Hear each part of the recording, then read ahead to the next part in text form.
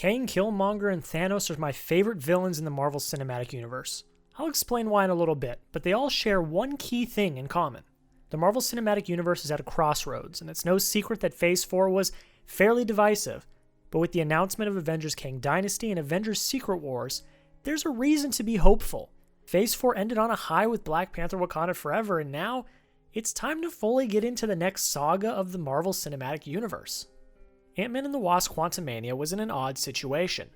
The first two Ant-Man films were used as palate cleansers after heavier entries of the MCU.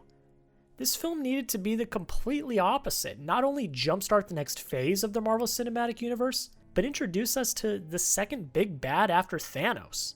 For my quick thoughts, I think they did a pretty good job introducing everything that needed to be introduced. This is a film that accomplishes both giving up the exposition necessary for the greater MCU while also telling a very contained story. I love the performances and the visual effects hold up extremely well. I was actually impressed this time.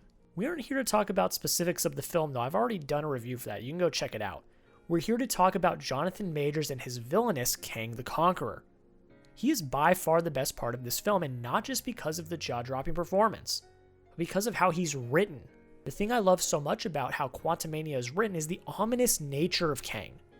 His name isn't even uttered until after the midway point in the film, and we don't even see him in his true form until well into the second act.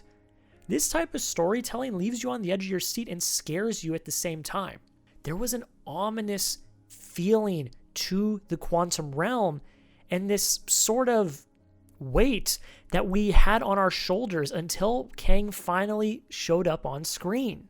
So what does Kang, Killmonger, and Thanos all have in common?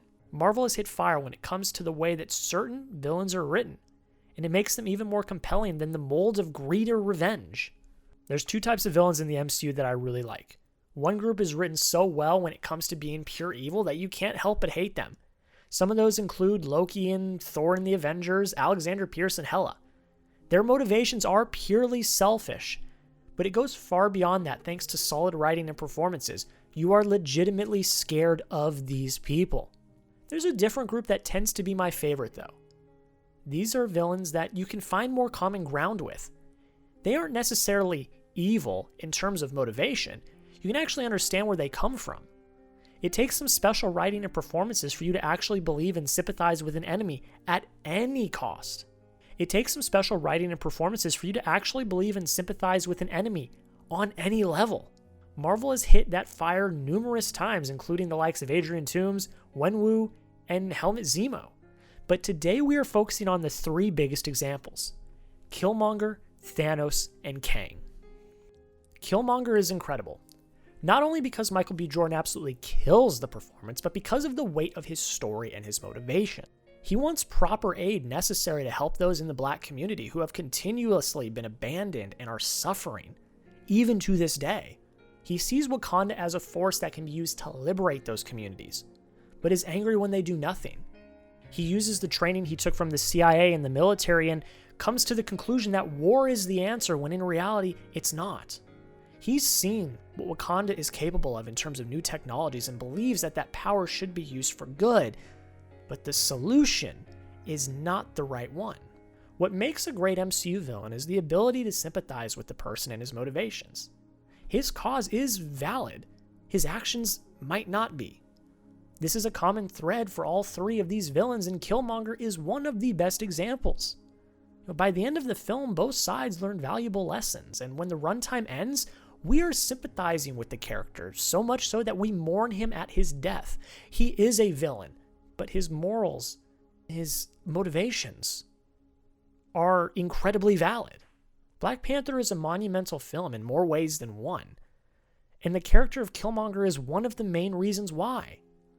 It's an achievement both in writing and performances, and it's one of my favorite characters in the entirety of the MCU.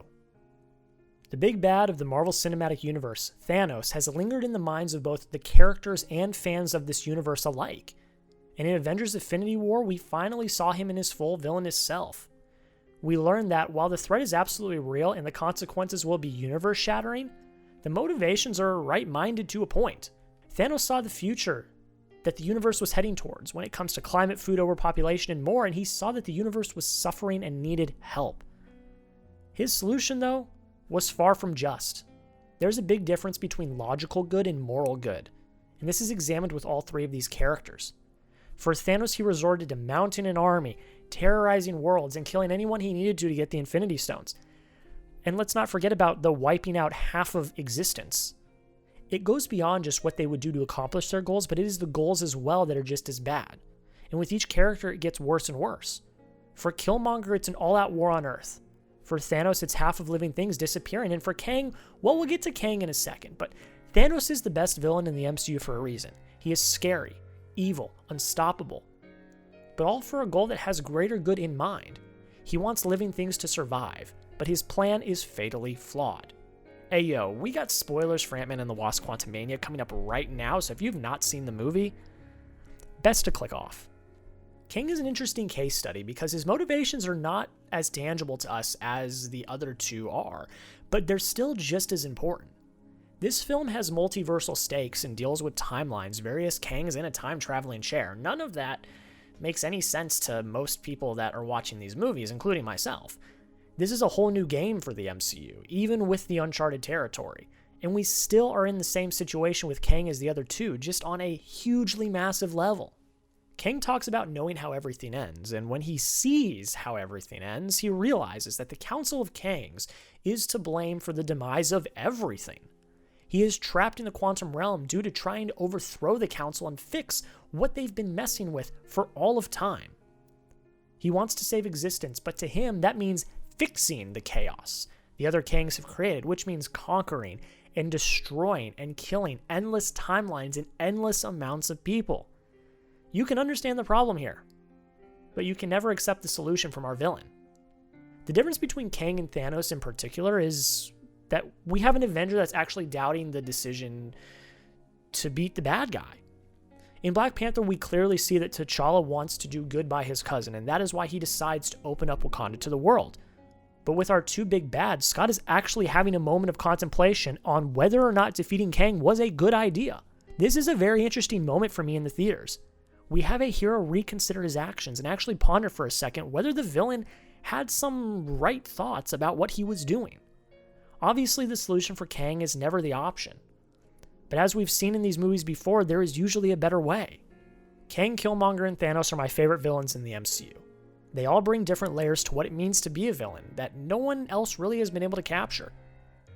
The argument of technical good versus moral good is a very interesting one, and these three characters are the best examples of this that we've seen so far in this universe. Now, the potential for Kang in particular is huge, and I cannot wait to see where he pops up next.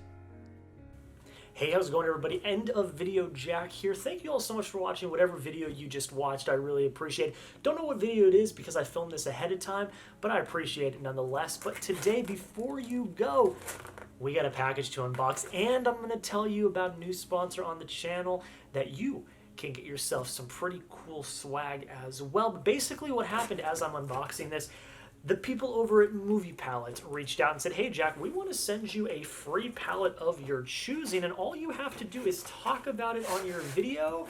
And yeah, and I replied, bet. So they sent me over my very own Movie Palette, one that I got to choose, and I got a special deal that I'll tell you at the end of this where you can get your own and you can get it for cheap. So I'm going to take it out of the box. Oh yeah. So basically, if you don't know what Movie Palette is, it is a canvas piece of art that encapsulates the color palette of any movie you want. You go to their website, moviepalette.com. They have a huge selection of palettes for you. Please excuse me while I rip this bad boy open so I can get it out and show it to you guys. This thing looks amazing. I knew it would because I know that Movie Palette has very high quality product and they always look great. So, I'm gonna take the palette out, move it away.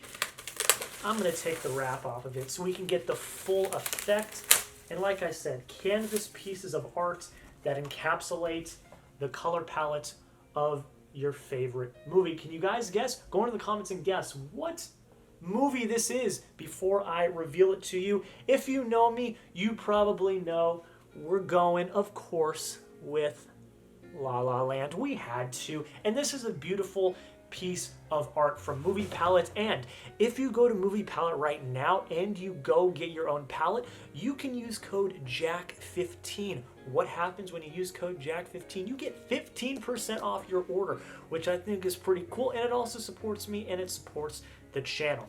Thank you all so much for watching. Thank you to Movie Palette for sending me over my own palette and for supporting the channel. I really do appreciate it. None of this would happen if it wasn't for you guys supporting the channel. It means the absolute world. Thank you all for watching, and we'll see you in the next video.